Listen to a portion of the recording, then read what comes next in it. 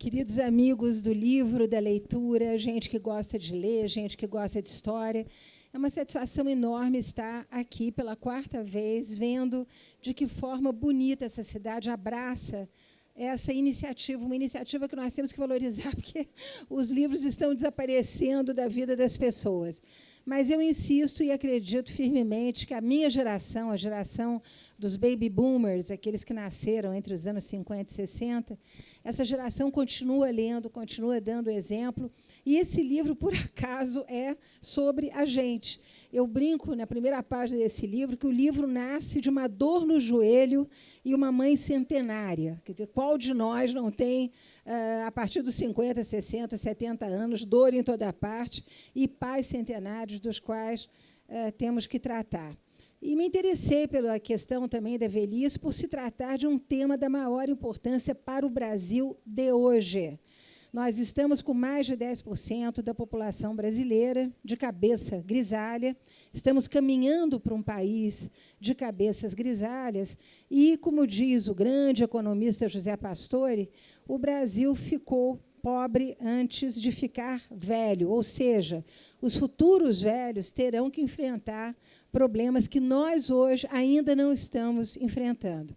Então, questões de aposentadoria, vamos ter que ter, obviamente, novas leis para que as pessoas possam ter, pelo menos, uma aposentadoria digna daqui a 30 anos. Vamos ter que olhar com atenção a indústria farmacêutica, que transformou as nossas farmácias num supermercado de remédios. Vamos ter que olhar para o papel do velho na sociedade, que velho é esse que ele quer ser. Mas, antes de prolongar a conversa sobre o velho de hoje, que é cada um de nós, eu resolvi olhar para o passado para ver o que os velhos de outrora nos ensinaram, o que eles nos deixaram, que legado eles nos deixam. E eu resolvi fazê-los os meus protagonistas nesse livro, ou seja, esse livro é contado por velhos. São biografias que eu consegui recuperar e vozes que eu consegui recuperar, sobretudo a partir do século XIX, quando temos, então, vários memorialistas, muita correspondência, muita reflexão sobre o que era envelhecer para o homem, o que era envelhecer para a mulher. Mas eu começo, por incrível que pareça, lá na colônia, porque eu nunca pensei, nunca imaginei encontrar testemunhos sobre velhos na colônia. É óbvio que eu não estou falando em termos de demografia, não estou falando em percentagem da população que envelhecia, porque não há, eu lembro que não há trabalhos de demografia aqui no Brasil, eles só serão realizados a partir do fim do século XIX. Então, antigamente, nós não sabíamos exatamente quantos velhos haveriam, mas nós temos sobreviventes centenários. Lembro a vocês que nós temos relatos fascinantes, né, sobretudo dos primeiros cronistas. Vou começar aí pelos primeiros cronistas. Eu lembro que, no século XVI, considerava-se o Brasil o paraíso terreal. E é óbvio que, no paraíso terreal, Deus não tinha tempo nem espaço e ninguém envelhecia. Adão e Eva só começam a envelhecer depois que comem do fruto proibido. Antes, todo mundo vivia eternamente, que é o que me parece as pessoas hoje querem fazer, e nós não estamos mais no paraíso terreal, estamos no inferno terreal, porque o mundo está ficando uma loucura. Mas, naquela época, chegava-se ao Brasil, esses cronistas estrangeiros todos olhavam as nossas populações originárias e ficavam absolutamente deslumbrados. É incrível o número de testemunhos que tem para os séculos XVI e XVII, de gente assombrada com o vigor dos nossos antepassados indígenas, com a sua força física, com o fato de que eles não envelheciam, né? Então, atribuía-se isso, é muito interessante, as mais variadas razões.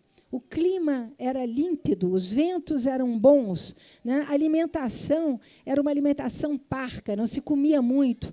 Então, a isso tudo se atribuía a qualidade de vida dos nossos ancestrais, que teriam todos 100 anos, 120 anos, há exageros, provavelmente, porque eu lembro a vocês que, naquela época, ninguém sabia que horas eram, que dia era hoje, ninguém comemorava aniversário, portanto, não se contava o tempo, né? Até o início do século XX e a chegada desses artefatos que vão permitir contar o tempo passava de acordo com o sino da igreja, quando havia alguma igreja no lugarejo, o tempo passava, muitas vezes, com cortes nas árvores, né? É como os escravizados contavam o tempo em que já estavam no Brasil, quer dizer, marcando, né, essa passagem do tempo, mas o que determinava realmente a velhice ou a juventude, perdão, ou a menopausa da mulher, era a questão da impotência e da menopausa. Muito interessante, eles não sabiam que idade tinha. Até o século XVIII é muito comum nós encontrarmos nos testamentos: fulano tem 70 anos, mais ou menos. Beltrana tem 50 anos, mais ou menos. Então, esse mais ou menos podia ser tudo, né? E podia não ser nada. Mas a verdade é que tudo indica, sobretudo a partir de depoimentos que eu faço questão de publicar, que a longevidade, se a pessoa ultrapassasse as epidemias, as guerras, uma flechada de índio, uma mordida de cobra, ele podia, sim, viver até 80, 90 anos. E são esses casais, nas lonjuras dos sertões brasileiros, que os viajantes do século XIX irão encontrar. Casais de idosos, né? Ele caçando, pescando, ela plantando, cozinhando, ambos de enxada no ombro, indo buscar lenha para a fogueira e para o fogão, indo buscar água no poço, e tudo isso sustentado por alguma coisa que nós hoje perdemos, nós velhos estamos perdendo, que são os tecidos de solidariedade. Uma solidariedade que era marcada, né, pela partilha de um animal que se abatia, pela solidariedade que era marcada quando alguém ficava doente, os vizinhos acorriam. Quer dizer, essa vizinhança, que nas roças era uma vizinhança longínqua, nesse momento esse tecido se reunia e havia também o peso de uma instituição que mudou brutalmente no século XX, que é a família, e que, naquela época, as famílias patriarcais funcionavam maravilhosamente bem. Eu lembro a vocês que, na Idade Média, a velhice, né, transformava o indivíduo num farrapo humano. Assim nós éramos conhecidos. O Renascimento vai dar uma revigorada nessa leitura e vai fazer da velhice o contraponto com a juventude.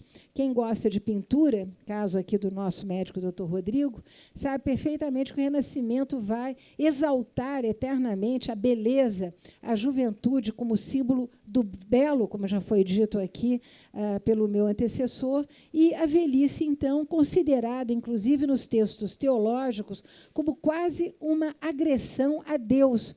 Deus não teria nos feito para viver tanto. Era quase que um insulto viver tanto. Então, as pessoas longevas eram consideradas como seres um pouco especiais. Lembro também, falando do Renascimento, toda a poesia, toda a lírica ibérica que cantava da maneira mais cáustica possível o envelhecimento, sobretudo das mulheres. Peito de cigarro, mamas caídas, a cara enrugada, a falta de cabelos. Então, várias poesias nós temos ilustrando esse momento em que a juventude é sempre louvada como algo maravilhoso, morrer jovem até símbolo de grande heroísmo, e a velhice sempre como uma sobrevivência até contrária à vontade de Deus. Detalhe interessante também desses primeiros tempos é a leitura que vai se fazer da Índia Velha, que vai ser imediatamente associada à caça às bruxas que ia em curso nesse momento na Europa. Lembra vocês que séculos XVI e XVII, grande caça às bruxas, grande caça às feiticeiras, e graças a um gravador muito importante, o Théodore de Bry, que vai, de alguma maneira, redesenhar da cabeça dele, porque ele nunca saiu da sua Bélgica, onde nasceu, lendo os relatos dos rituais de antropofagia que eram aqui praticados pelos nossos povos originários, vai definir na figura da Índia de peitos caídos, de seios caídos, a figura ideal da bruxa europeia. Afinal de contas, ela come carne humana da mesma maneira que as bruxas europeias vão se alimentar de crianças pequenas para rejuvenescer. Ela vai estar num ritual diabólico à volta da fogueira, à volta do caldeirão, exatamente como as bruxas europeias. Então, é interessante como essa imagem vai migrar da América para a Europa para personificar a mulher velha. Então, podemos dizer que, até o final do século XVIII, a velhice era praticamente um milagre. Nós temos vários centenários, eu os descrevo, eles estão lá contando as suas histórias, contando como sobreviveram, o que faziam, né? Graças a esse clima mirífico que é pintado em prosa e versos também pelos cronistas que vêm para o Brasil, e tudo começa a mudar a partir do século XIX, onde nós, historiadores, encontramos com facilidade toda sorte de documentos para tratar da questão da velhice. Primeiro, os jornais, que trazem uma série de informações, os testamentos, que estão em melhor estado de conservação e que contam como as pessoas morriam, contrariamente a hoje, em que a morte, como o meu querido amigo falava tão bem, inspira tanto terror, não é uma amiga, né? Não é a amiga que no século XIX chegava com uma dama de branco com a foice ao lado para colher vidas e para levar para uma viagem melhor, para um mundo melhor. Mas, enfim, havia uma relação com a morte que fica muito clara nesses testamentos. Nós temos também relatos de epidemias que, de alguma maneira, levavam os nossos velhos, e temos relatos muito interessantes, a partir do século XIX, sobre a vida dos nossos escravizados na senzala e a sobrevivência na senzala das tradições africanas, onde o velho é idolatrado, o velho é fonte do mais absoluto respeito. Daí nós termos nas senzalas o pai João, a mãe Maria, que depois vão migrar para a Umbanda e para os rituais de Candomblé, e que eram não só definidores dessa tradição religiosa, eles são os que estão mais próximos do além, são eles que conseguem receber ou ouvir de maneira mais clara a mensagem dos ancestrais, mas eles organizavam a vida na senzala, eles definiam quem ia casar com quem, eles definiam os laços familiares. As senzalas não eram, eu tenho sempre que repetir isso, lugar de estupro de senhorzinho branco da escrava preta. Isso é inverossímil, isso é fake. Nós temos famílias de escravizados que estão suficientemente estudadas e onde o papel do mais velho, aquele que era mais poderoso pelo seu saber, traduz tradições africanas que são trazidas para o Brasil. Mas, como eu dizia, século XIX, vinda da família real portuguesa para o Brasil, Dom Pedro I cercado de velhos.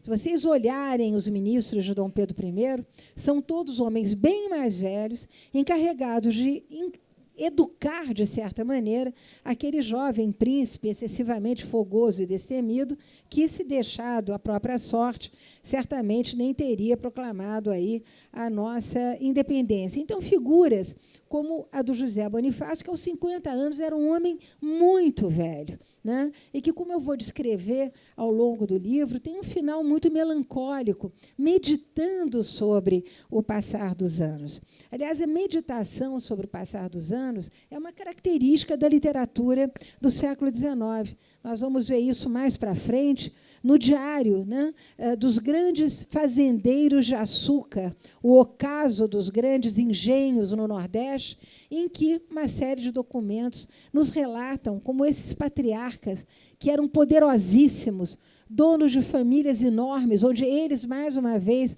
organizavam a vida dos filhos, a eles era devida toda a obediência.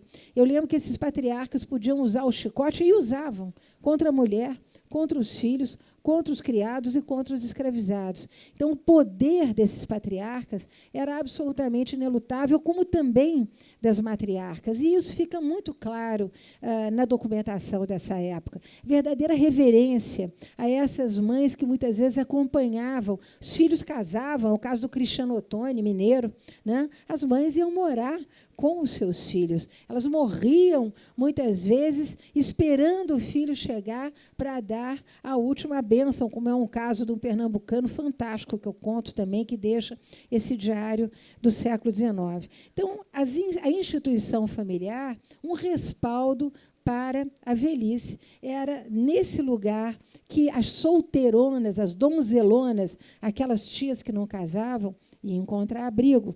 Era nesse lugar que as viúvas também se tornavam extremamente poderosas, porque os maridos morriam antes delas. E é muito interessante como Dom Pedro II, que, de alguma maneira, vai querer mandar embora os ministros do seu pai para se cercar de jovens políticos, esses jovens políticos, sabedores que a idade é um lugar de poder, vão se envelhecer muito cedo. Fazia-se promessa, né, que pagava-se na igreja para ter logo barba. Fazia-se promessa para envelhecer o quanto antes, para ter uma aparência de ancião. Os homens se vestiam de escuro, usavam óculos ou monóculos, tinham um comportamento extremamente severo. O homem brasileiro, quem conta é a Carolina Nabuco, filha de Joaquim Nabuco, só começa a sorrir a partir do início do século XX. Ninguém sorria, era mal visto, né? E a própria Carolina Nabuco, filha do grande Joaquim Nabuco, vai comentar com ironia que isso parecia anúncio de dentista. Mas nós tivemos um político que ria muito, que é o nosso Getúlio Vargas, que esteve aqui em Poços de Caldas, visitando vocês, e que vai inaugurar essa ideia de que um homem pode rir alto e publicamente. Então, o século XIX, o século que introduz o velho ao consumo. Eu lembro que o velho passa a consumir dentaduras, é absolutamente delicioso a gente encontrar nos jornais. Foi achada uma dentadura na praia, quem perdeu, favor buscar no jornal, número tal, no primeiro andar, ou vende-se uma dentadura velha. Então, consumo de dentaduras, ninguém tinha dente, consumo de bengalas importadas, consumo de guarda-sol e guarda-chuva, consumo de tinta para cabelo. As mulheres não pintavam o cabelo. Era condenatório ter qualquer tipo de vaidade, sobretudo uma mulher viúva ou uma mulher que, recém-casada, já se tornava velha, né? Uma mulher que se casasse aos 20 anos se tornava imediatamente uma senhora. E os viajantes estrangeiros descrevem justamente essas mulheres sempre no âmago, no interior da casa, precocemente envelhecidas, das inúmeras gestações que começam a ter aos 14, 15 anos. E eu lembro a vocês que ir a um ginecologista é algo que só vai acontecer no século XX para muitas mulheres brasileiras, porque era proibido mostrar as partes íntimas. Então, as mulheres, obviamente, sofriam de todos os males possíveis e imaginários, enquanto os homens esbeltos, com o cabelo, com as tintas que vinham da Inglaterra ou dos Estados Unidos, muitos deles passando carvão na sobrancelha, para a sobrancelha não mostrar os primeiros pelos brancos, pintando as barbas também com carvão. Havia uma vaidade nessa masculinidade, que era sinônimo de poder, que fala muito da virilidade desses grandes patriarcas do século XIX, que começam, já ao final do século, a acompanhar a sua própria decrepitude. Lembro a vocês que o Joaquim Nabuco, por exemplo, se negava a olhar as suas fotografias de mocidade, porque ele dizia que olhar as fotografias da mocidade o deprimia. Ele escreve também, de forma muito bucólica, sobre viver entre mortos. Ele perdia amigos como quem perde cabelos. Os amigos todos iam desaparecendo e ele vivia, portanto, como um vivo entre essa lembrança permanente dos mortos. É muito interessante também como ele faz a lista das suas doenças e ele vai nos convidando a acompanhar o seu envelhecimento. Aliás, trocar correspondência sobre doença era a grande moda do século XIX. Todo mundo escrevia, obviamente era o único meio de comunicação, contando entre si do que é que estava sofrendo. Uma cartinha, por exemplo, da Condessa de Barral, lembrando a Dom Pedro II que ela estava com frieira nos pezinhos que ele tantas vezes havia apertado. A gente sabe que ele não apertou com as mãos, apertava com o sapato, porque essa era a maneira de namorar naquela época. Mas descia-se a esses detalhes, da mesma maneira que Dom Pedro II vai escrever para Barral, falando que ele está constipado, que a diabetes deles vai de mal a pior, que a ferida na perna infeccionou. Então, é interessantíssimo como a doença era também, no século XIX, uma forma de comunicação. A perda desse patriarcado, ela vai se fazer junto com a chegada da República. Eu não vou nem entrar no detalhe dos nossos presidentes, muitos deles morreram no posto, 2 deles morreram no posto, um deles é louco e é diagnosticado na presidência, e nós temos ainda, na primeira metade do século XIX, essa imagem da velhice como associada ao poder, a imagem da velhice masculina. Sempre a masculinidade, o patriarca, seja ele pobre ou rico, na família pobre ou rica, ele é quem manda, ele é quem detém o poder na família. Mas, a partir do século XX, o Brasil muda. Né? O momento da Belle Époque é o momento da chegada da telegrafia, é o momento da chegada do motor à explosão, os primeiros carros que vão circular. O rádio vai chegar em 22, o Brasil vai mudando, as mulheres vão entrando de maneira bastante impressionante para o mercado de trabalho. Elas sempre trabalharam, mas aí é o trabalho público, é a indústria, são serviços, as mulheres estão lá. E aí acontece um fenômeno muito interessante. O velho começa a se sentir velho no olhar do jovem, que é como nós nos identificamos até hoje. Nós nos sentimos velhos no olhar que os outros têm sobre a gente. E aí abandona-se essa ideia do velho patriarca, né, que no romance de José de Alencar, eu sei que aqui há muitos professores de literatura, aparece sempre como conselheiro, aquela figura que vai entrar no romance para admoestar, conduzir, levar no bom caminho, ajudar a cuidar do patrimônio. A velha aparece sempre como a alcoviteira dos amores proibidos, é para ela que a jovenzinha Iaiá vai confessar por quem é que está apaixonada. Então, a gente vê também que o romantismo ele vai consolidar essas ideias que começam a serem modificadas no século XX pela chegada do melhor amigo do velho até hoje, a aposentadoria, né, que chega entre 22 e 24, ela vai sendo aprimorada.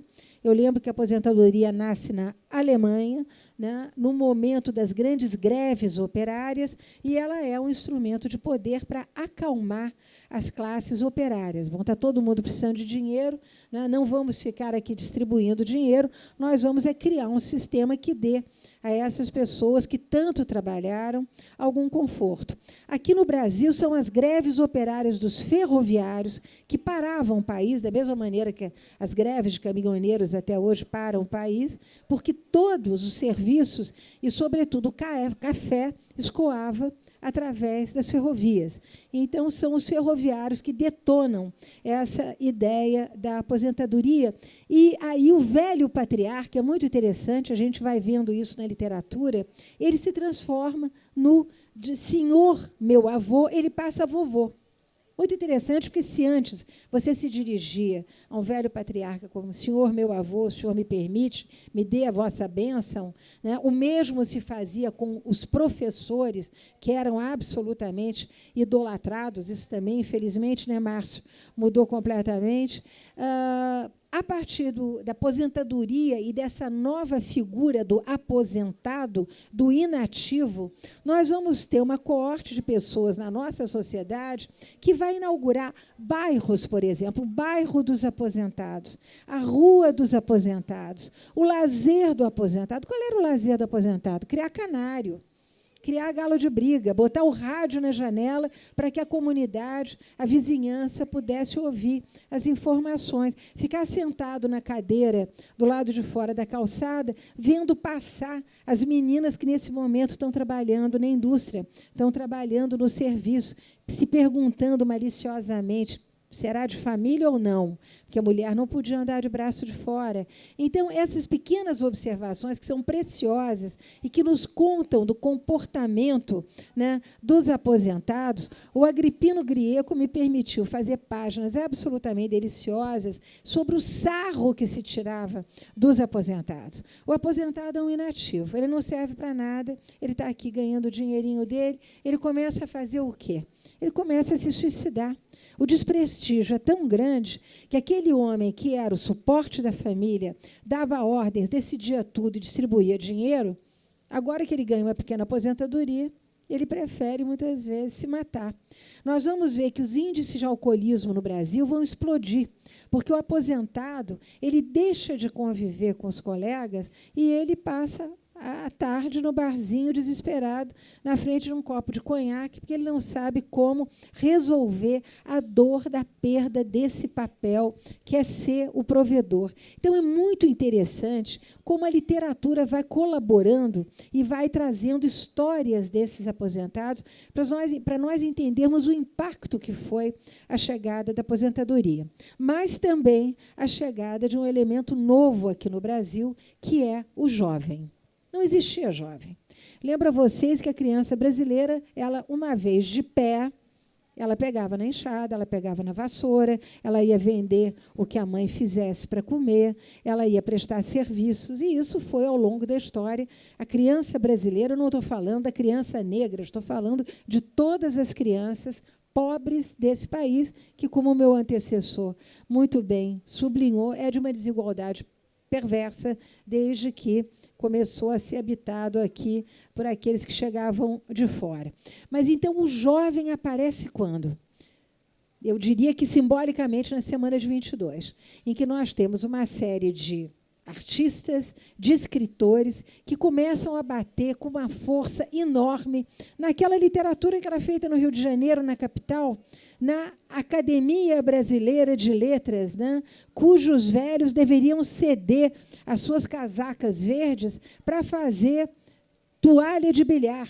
Né? Então, toda a literatura que havia sido feita até então, por Bilac, por quem quer que vocês possam imaginar, Alencar, Machado, que foi horrivelmente triturado. Machado não era um sucesso. Machado vai ser um sucesso depois, quando descoberto, mas a literatura de Machado não era sequer, não sofria tantos elogios, não tinha tanto reconhecimento, porque os jovens Mário e Oswald de Andrade repetiam incessantemente as palavras moço, mocidade, juventude, jovem. A Klaxon, que é a revista deles, tem que fazer uma buzina mais alta, o klaxon em francês, do que a Fonfon. A Fonfon é uma revistinha do século XIX.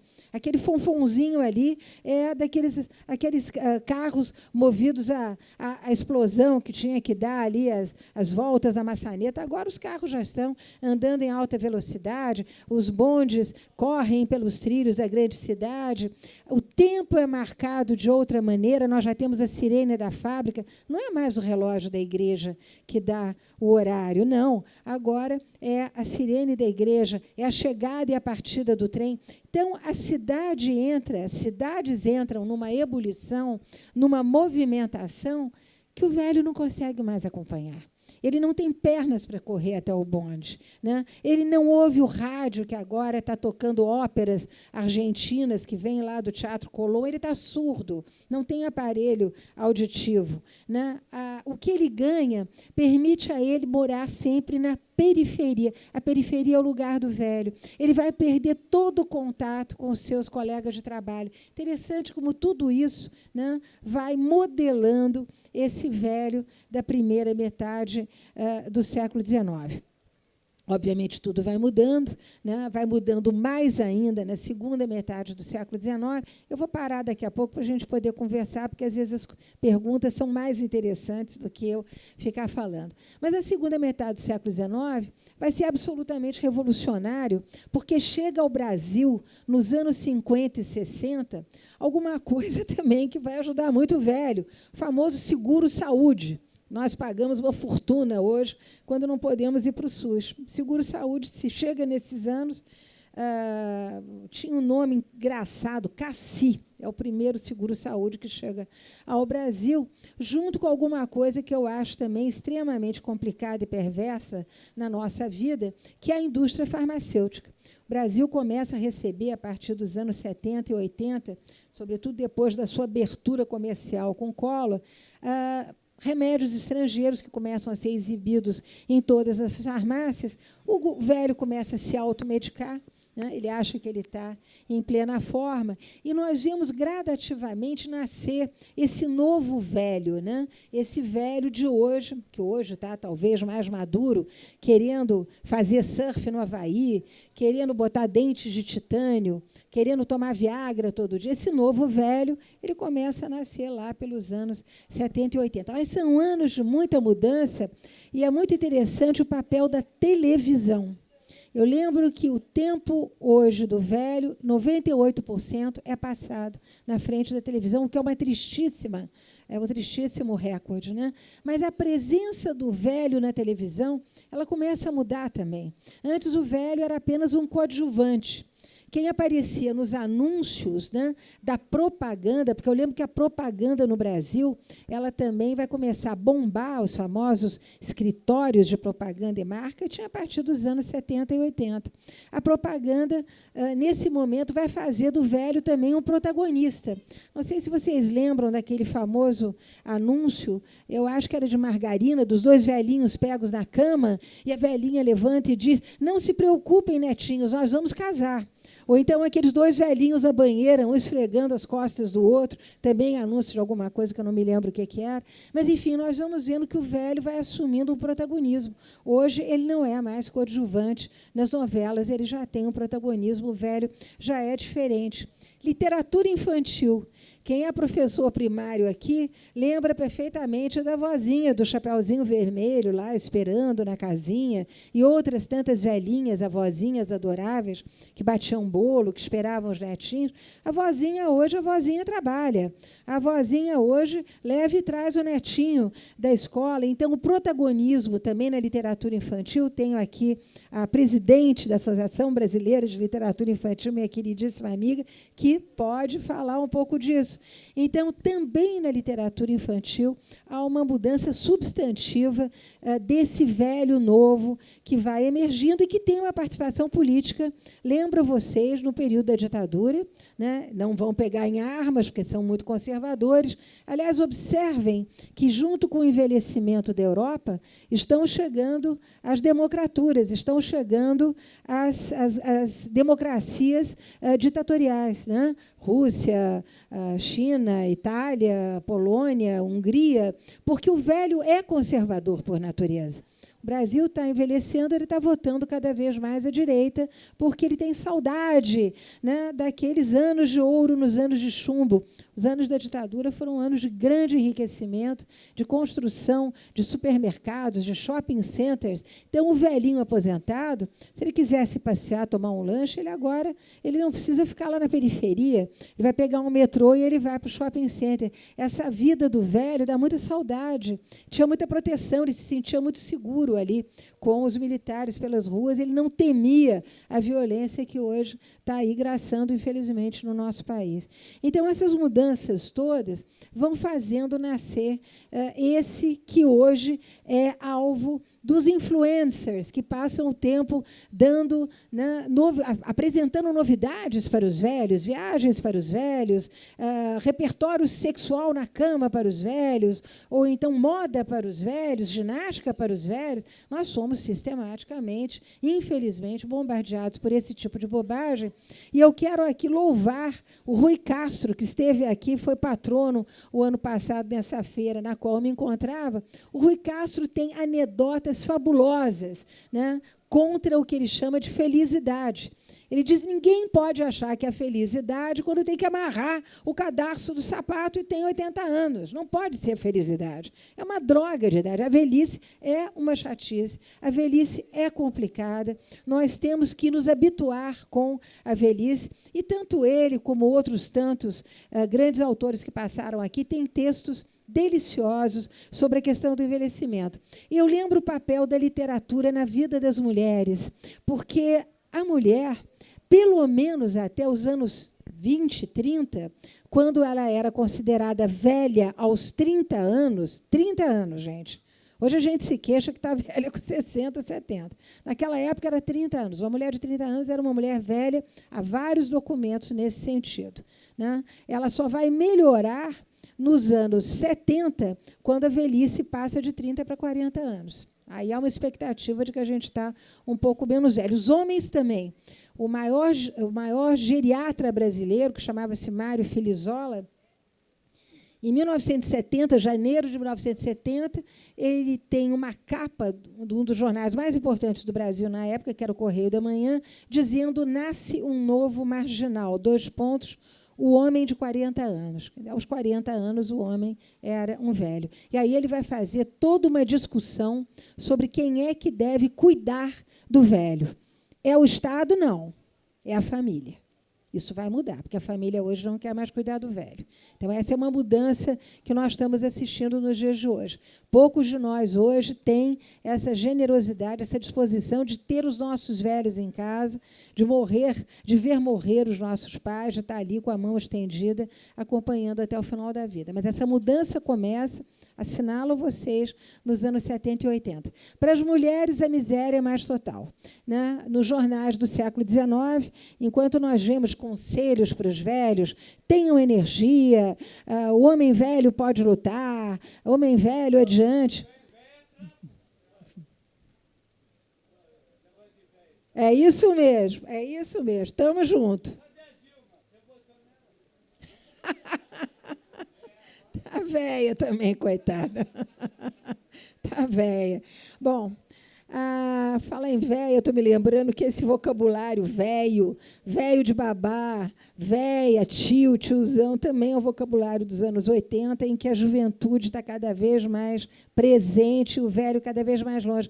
Mas, voltando às mulheres, toda a documentação jornalística do século XIX, onde tantas revistas femininas e jornais femininos começam a circular, essa mulher velha de 20, 30 anos, né, não há nenhum conselho para que ela fique coquete, para que ela goste de ser vaidosa. Ao contrário, a maior parte das vezes há ditos do gênero: o espelho é o cemitério da mulher. Nele ela verá o seu rosto escavado pelas garras do tempo. E coisas que tais, poemas horríveis sobre a velhice feminina, de como ela ficava abandonada, de como ela ficava feia. É interessante como a mulher realmente é, de alguma maneira, maltratada por essa imprensa. E o mesmo nós vamos ver ao longo, justamente, do século XX, em grandes autoras.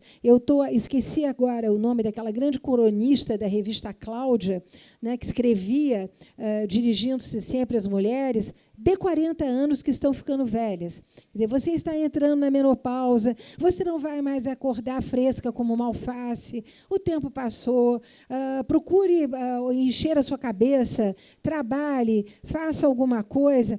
E também o caso da nossa Clarice Lispector, né, que tem livros e contos onde ela chega a dizer: eu tenho ódio da juventude porque eu estou ficando velha. Quer dizer, a mulher, a partir dos anos 70 e 80, começa a falar da sua revolta frente ao envelhecimento. Eu lembro que a cirurgia plástica chega ao Brasil nos anos 60 e 70, era uma cirurgia médica para corrigir problemas sérios.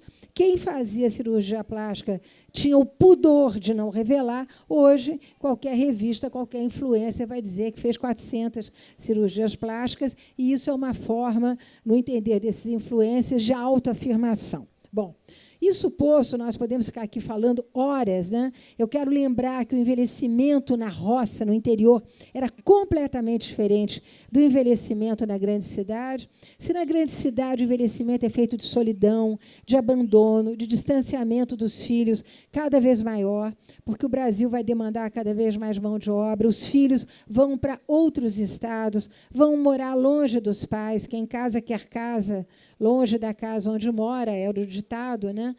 Tudo isso vai mudando. No interior, pelo menos até os anos 20 e 30, as lições deixadas, né, pelos nossos grandes nordestinos, porque há uma literatura nordestina fantástica sobre esses chefes de família de 100 anos que continuam votando, continuam fazendo política, continuam cercados de cangaceiros, através dos quais mandam matar os seus desafetos, Com um detalhe, depois mandam levar o corpo para a cidade para enterrar.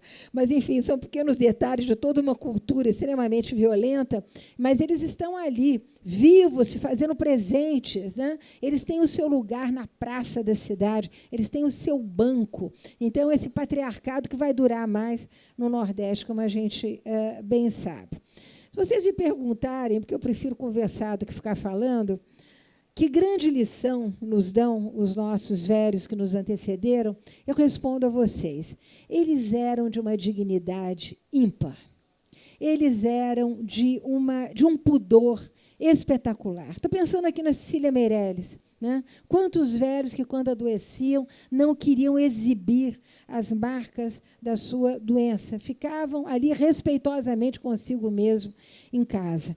Então, eu diria que essa coragem de levar a idade adiante, de cabeça erguida, com honra, se conhecendo, sabendo a vida que viveu, é totalmente diversa do comportamento que nós temos em sociedades onde a vitimologia é uma regra.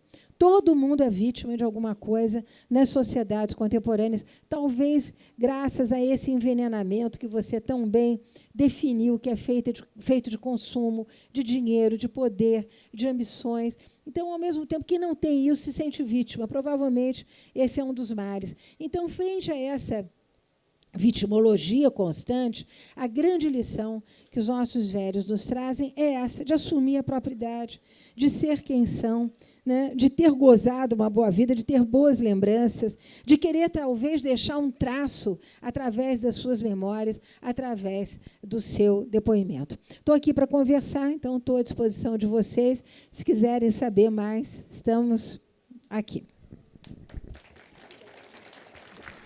Vamos conversar, que é melhor do que bater palma. Uma pergunta aqui no fundo.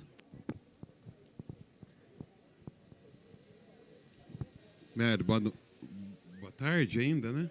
Boa tarde. Falou de vitimologia. Como que você lida com a crítica e a academia em relação a esse volume de obras que você produz? Existe alguma crítica ou não? Só existe. Você, como antropólogo e professor, sabe perfeitamente que, quando eu saí da Universidade de São Paulo para escrever para o grande público, porque eu gostaria que os brasileiros gostassem mais da sua história. É isso que eu venho fazendo, quer dizer, a minha aposta é nesse sentido. Eu quero que as pessoas saibam, conheçam um pouco quem foram os nossos protagonistas, também os protagonistas anônimos. Eu sou apaixonada pelo meu país. Realmente eu percorro esse país.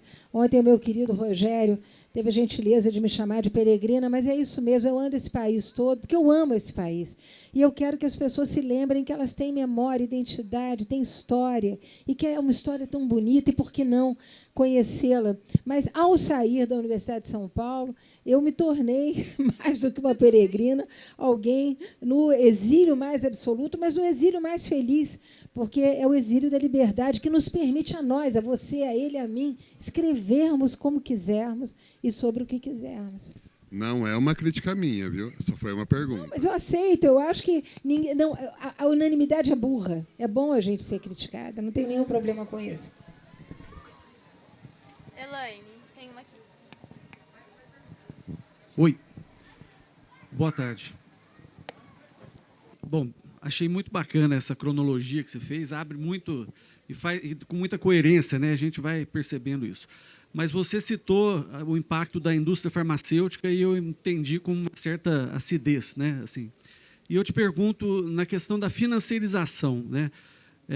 Você tem uma leitura sobre isso? Como é que a financiarização impactou? Porque a gente vinha, eu pelo menos, assim, me considero, eu tenho 56 anos, então eu venho de um modo de perceber que existia uma crença na poupança, né? Então a gente saiu muito da poupança, da previdência, para o consumo parcelado, né? Essa coisa do consignado. Então eu acho isso, assim, uma coisa, é um caso de polícia, eu acho. Mas como é que você tem essa leitura dentro da sua obra da força da financiarização no envelhecimento? Eu não falo, eu acho que você está usando assim, uma linguagem super sofisticada, né? Financiarização. Vamos falar em consumo conspícuo, esse consumo desenfreado, ou o impacto disso na vida do velho, que se tornou, volto a dizê-lo, eu trato isso, gente, com mais densidade. É que não vou aqui encher o saco de vocês falando horas, mas eu estou disposta a responder.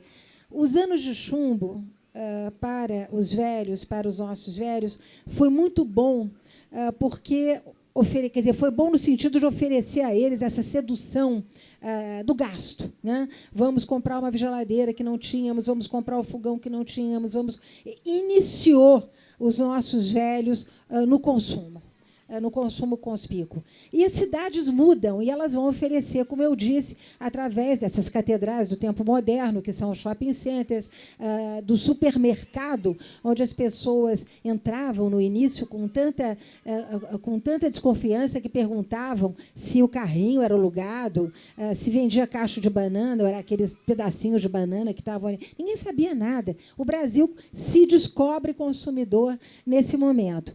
Você tem um momento em que o velho consegue guardar um pecúlio, mas o que está acontecendo agora? Eu não sou socióloga, eu não estou falando de hoje, mas nós todos sabemos que lemos jornal. Hoje, os velhos estão sustentando os seus filhos que não conseguem sair de casa.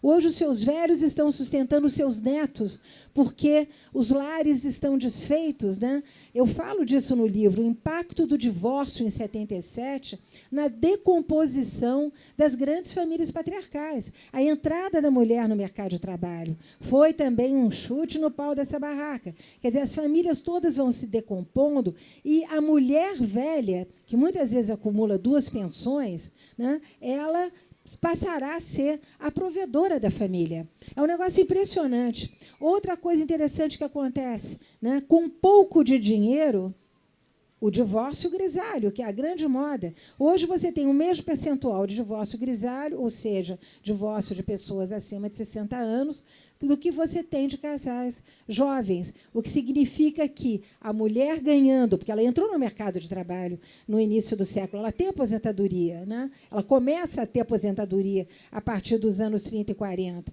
Então, tudo isso remete a uma vida onde a coisa do consumo, o desejo do consumo, onde o consumo, muitas vezes, até para aliviar as tensões familiares, acaba sendo, como foi dito aqui anteriormente, uma espécie de parceiro que intoxica, né, mais do que ajuda. E você lembrou muitíssimo bem. Os casais, e isso está, inclusive, nos manuais de casamento desde o século XVIII, eles não só têm que casar na igualha, ou seja, casamento da mulher com o jovem, casamento do diabo, casamento na igualha, casamento de Deus, casamento do velho com a menina mais jovem, casamento do inferno. Quer dizer, você começa a ver que a questão da igualha, da igualdade e de guardar para o futuro é de fundamental importância. E você sabe que você vê isso até entre escravizados, mulheres escravizadas que procuram separar, não era desquite nem divórcio, era separação de corpos, porque os homens não fazem pecúlio para a velhice. Então, isso é alguma coisa que atravessa gerações de bom senso. As pessoas poupavam para a velhice, mas você lembrou muito bem, há momentos de clivagem que marcam a entrada desse consumo alucinado e da financiarização, no caso dessa loucura de pagamento em vezes e créditos absurdos, né, que estão empobrecendo mais ainda esses velhos cujos filhos terão uma aposentadoria menor do que a que eles têm. E é preciso a gente prestar atenção, né? Muito bom. Obrigado, parabéns. Imagina. Mary, muito obrigado. Muito obrigado por sua fala. É muito incrível, não é todo dia que a gente tem o prazer de estar diante de uma grande historiadora. Digo isso assim, não é trocar confetes, não. Já achava isso e hoje a sua fala apenas confirma. Eu queria te perguntar, e já peço desculpas se parecer um pouco acadêmica a pergunta, mas eu também penso nos jovens que estão ingressando em história, em antropologia, isso pode ter interesse a eles. Como você vê hoje contribuições mútuas entre antropologia e história nós temos uma amiga comum, a Maria Lúcia Montes, falecida, e que justamente trilhava esse caminho. Bom, a minha orientadora, mestrado, doutorado, Lilia Schwartz, não faz outra coisa senão isso. Eu penso, queria saber o que você acha, que história e antropologia, ambas têm, digamos, o condão de desnaturalizar evidências universais, como você acabou de mostrar para a gente sobre ser jovem e ser velho, né? E, no caso da historiografia, me parece que nós desnaturalizamos o que parece universal. Isso é só um esquema geral, eu sei que tem 1000 combinações, mas, no caso da historiografia, desnaturalizamos o que parece universal no tempo, na diacronia. E, no caso da antropologia, a gente tem esse efeito de desnaturalizar o que parece universal no espaço, na sincronia. Eu queria saber o que você acha disso, dessas contribuições tão faladas, mas queria saber o que você acha disso hoje.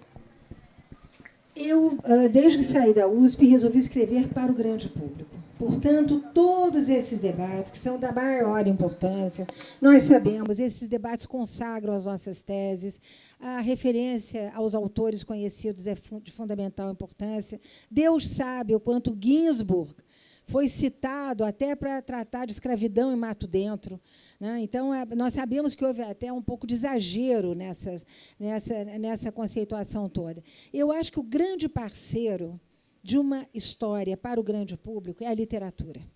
Eu diria mesmo que as faculdades de história deveriam... Não, gente, é verdade. Quer dizer, quem conhece minimamente, nós estamos aqui numa feira de livros, literatura brasileira, os autores brasileiros que podem trazer contribuições para você entender o passado, enfim, são legião. 6 meses de estudos de literatura brasileira nas faculdades de história, mínimo, né? Os grandes autores, os grandes períodos, está aí, estamos homenageando o Antônio Cândido, que tratou da formação da literatura brasileira, porque são nossos aliados para enxergar o homem no tempo, e para nos ajudar também a entrar no tempo, das descrições, no que se fazia, em como se sentia. É a literatura que nos toma pela mão, a nós, historiadores, iluminando áreas que, de outra forma, ficariam absolutamente sombrias, não teríamos condições de enxergar. Então, eu acho que, primeiro, o que nos matou, e faz a maior parte das pessoas não comprarem livros de história e antropologia, é exatamente o linguajar conceitual. É exatamente a Torre de Marfim, é exatamente escrever para os pares. Quer dizer, por que é que os jornalistas nos passaram a perna? Pelo amor de Deus. Não, por que é que os jornalistas da Veja escrevem melhor do que historiadores ou antropólogos? Porque eles falam para o grande público. E o grande público é que precisa conhecer história, e precisa conhecer antropologia. Então, enquanto nós não sairmos dessa maneira revezada de usar conceitos que impedem as pessoas que querem simplesmente conhecer ponto, né, de chegar lá, nós vamos continuar correndo atrás do nosso próprio rabo. E eu acho que é isso que enfraqueceu as ciências humanas, está enfraquecendo as ciências humanas, e elas nunca passaram um momento para fazer o meia-culpa do que criaram nesses últimos 20 anos. Acho lamentável.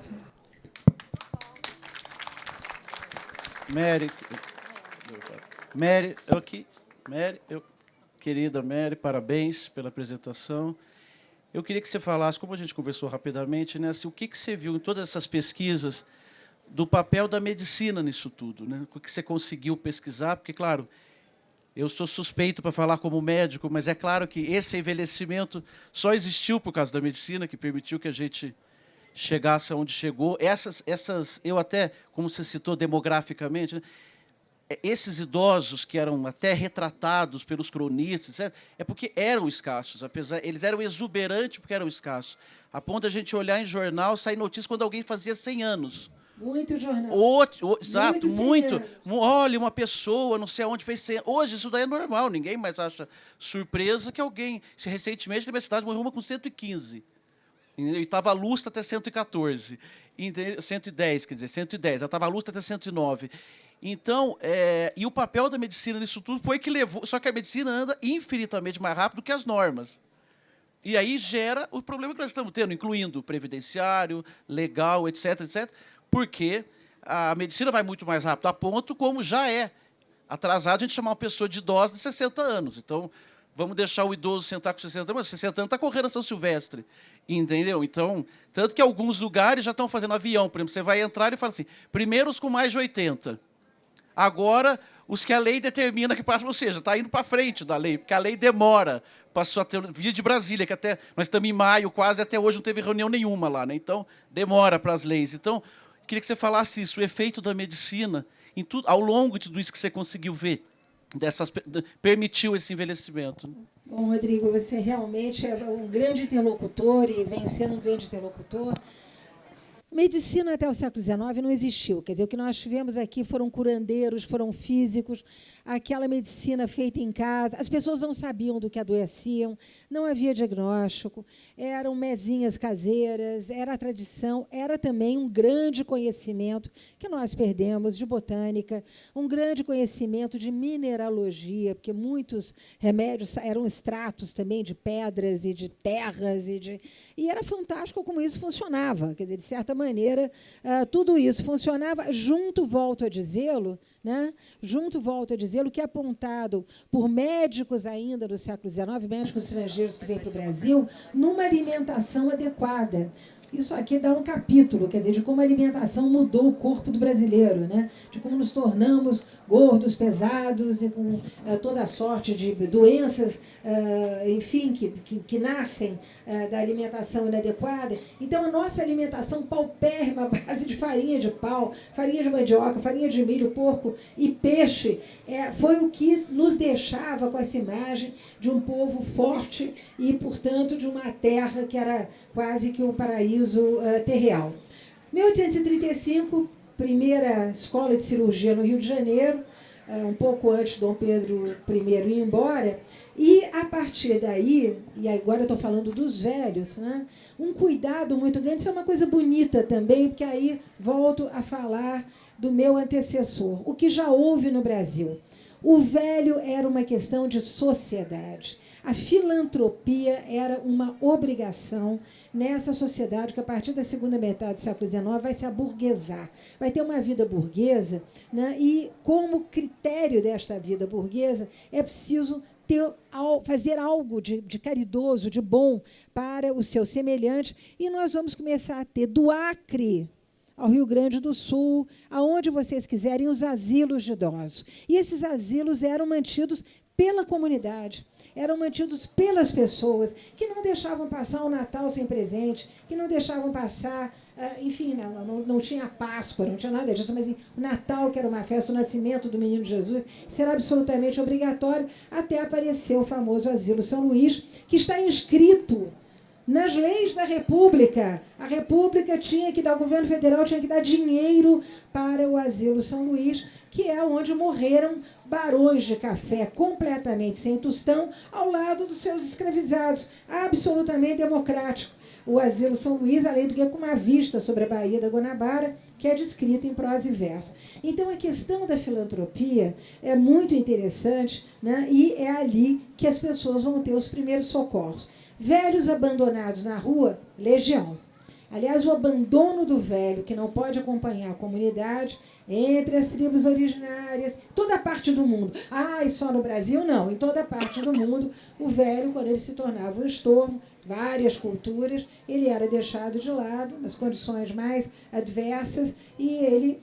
Aliás, isso nos convida a pensar no tema do século XXI, que vai ser morte assistida, mas não quero começar chocando ninguém, mas é certamente o próximo tema da medicina, porque no dia que a gente deixar de fazer operação em criança, em gente saudável, porque está tudo lotado de doentes terminais, o Brasil vai ter que começar a pensar nesse tema. Mas isso é um assunto, né, Rodrigo, que a gente vai chutando para frente. Mas, enfim, a medicina vai progredindo. O Nasher, que é um austro-americano, em 1910, define a velhice. Ele é o fundador da geriatria, e ele vai dizer, olha, é velho a pessoa em tal e qual condição. E aí surge uma coisa que nós hoje usamos muito, que são as faixas etárias. Não tinha faixa etária, não tinha bolo de aniversário, não tinha festinha de aniversário. Festinha de aniversário começa a aparecer em 1920, 30, 40, com o aburguesamento do Brasil, copiando o estrangeiro. Ninguém nem sabia muito bem quantos anos estava fazendo, mas é aí que começa a festa de aniversário, bodas de ouro, bodas de prata, nada disso fazia parte do nosso calendário. E as faixas etárias, então, começam a surgir e elas vão ficando cada vez mais definidas, sexagenários, septuagenários. Mas eu lembro a vocês que até 1970, 40 anos, eu estou vendo aqui muita gente jovem, era velho. Leiam Nelson Rodrigues. Nelson Rodrigues conta do amigo dele, não, da filha do amigo dele, que vai casar com um homem de 40 anos. E aí ele urra, um velho, exclamação, um velho, exclamação, um velho. 40 anos, era um velho. Quer dizer, o que mudamos? Você está falando de gente de 115 anos. Então, nós temos que nos preparar para essa longevidade, lembrando sempre o que o economista de quase 90 anos, José Pastore, meu colega lá da PL, diz o tempo todo: o Brasil ficou velho antes de ficar rico. Então, o que vem por aí, gente, é uma bomba do tamanho dessa tenda e nós vamos ter que lidar com isso. É bom começar a pensar em como é que os nossos filhos irão envelhecer. Mary, aqui. Primeiro, boa tarde. É uma alegria pela quarta vez estar aqui ouvindo você. Fico muito feliz. Fiquei mais feliz ainda conversando com você ontem lá no estande da Porão, falando que foi uma honra imensa quando a Autêntica me ligou para poder estar com o seu livro aqui. Me senti muito honrado por ser um fã mesmo do seu trabalho e você ser essa historiadora que torna mais acessível a leitura para o público maior.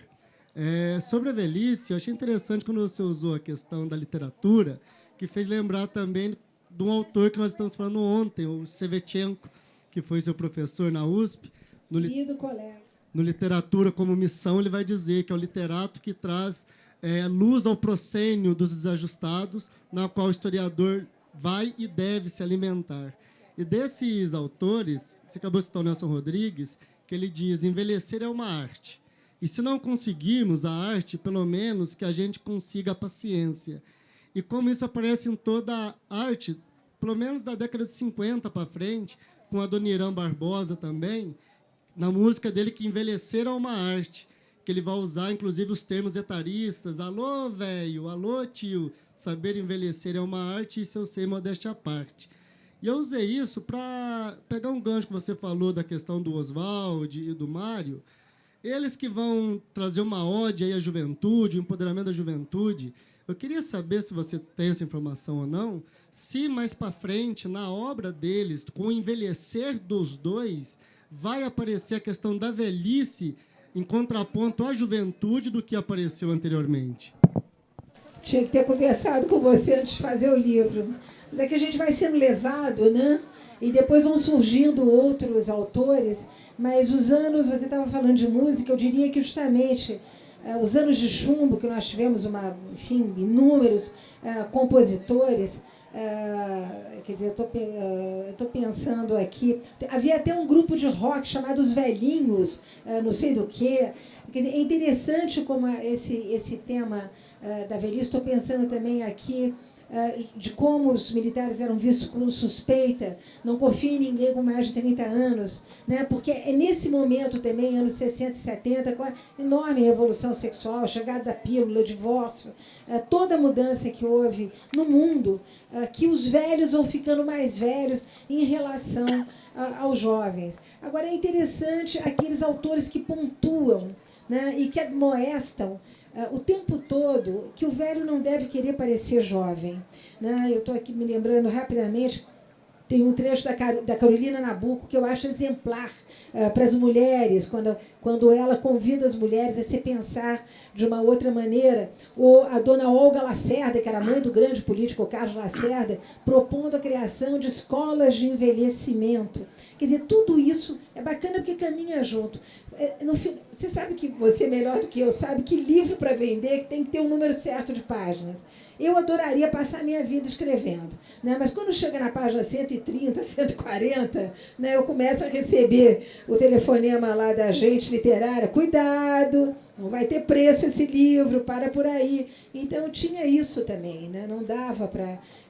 os meus livros, para serem populares e serem fáceis de acesso, eles acabam planando um pouco como um pássaro, assim, que olha um pouco de tudo, mas é para dar sabor, é para dar vontade de saber mais. É isso que eu gostaria, que as pessoas quisessem saber mais. Olá, tá dando para me ouvir? Então, eu sou assim, vou fazer uma colocação do processo de envelhecimento sobre a parte não intelectual da história, mas da parte do dia a dia das pessoas, prática. Então, primeiro, essa, né, a sua obra, obviamente, é voltada para a cultura brasileira, que você diz que, né, realmente tanto ama. Eu acho importante colocar que essa visão, esse processo, é dentro de um país, e que esse mesmo processo, sendo vivido e visto em outros países, é completamente diferente. E continuo dizendo que o Brasil, reconhecidamente, é um país muito preconceituoso. Então, o etarismo e o incapacitismo andam de mãos dadas no Brasil. E, assim, e existe a questão, quando você falou da... nem é numerologia, que é números, né? Os números. Então, eu acho interessantíssimo que, vamos supor, eu sou uma pessoa totalmente saudável, capaz, até os 59 anos e alguns meses. Quando eu me torno 60, eu me torno incapaz.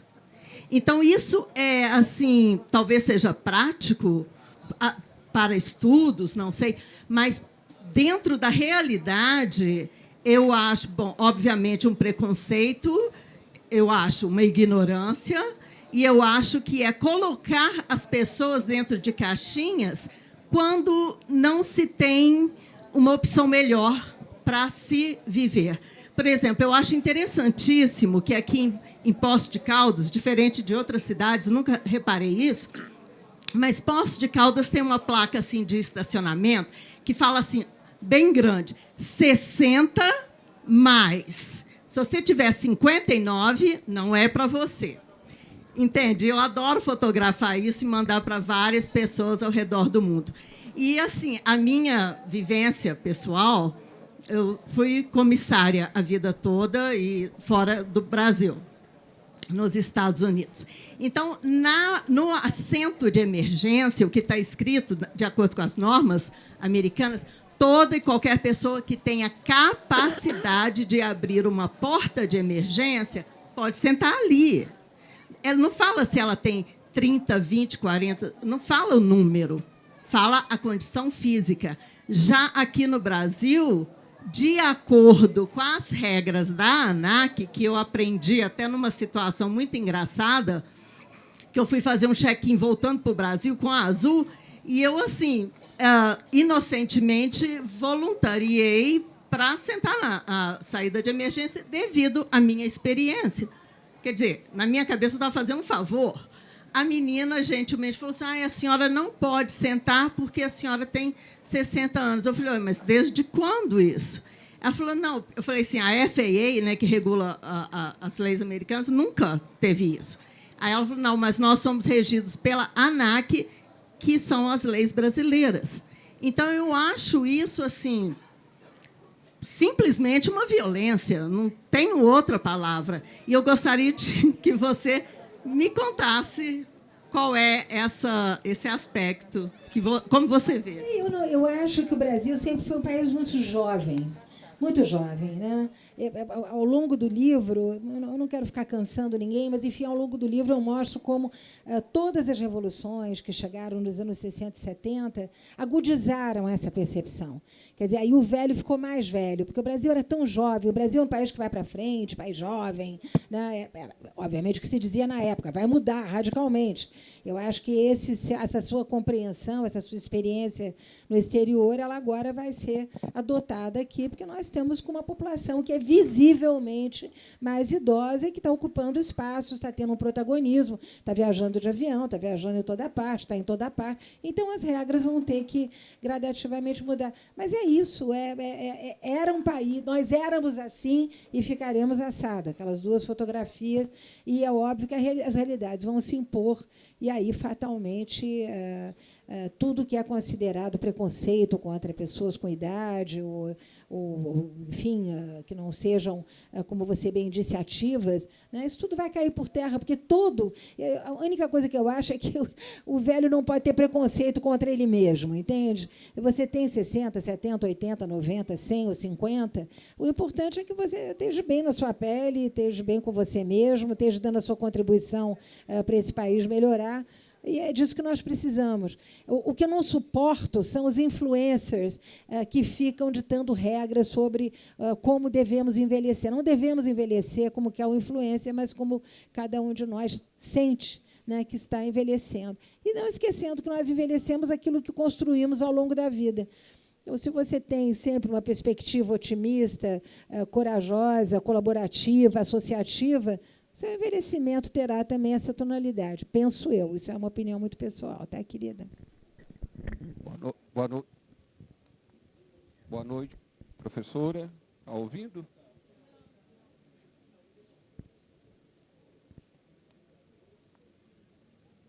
Oi.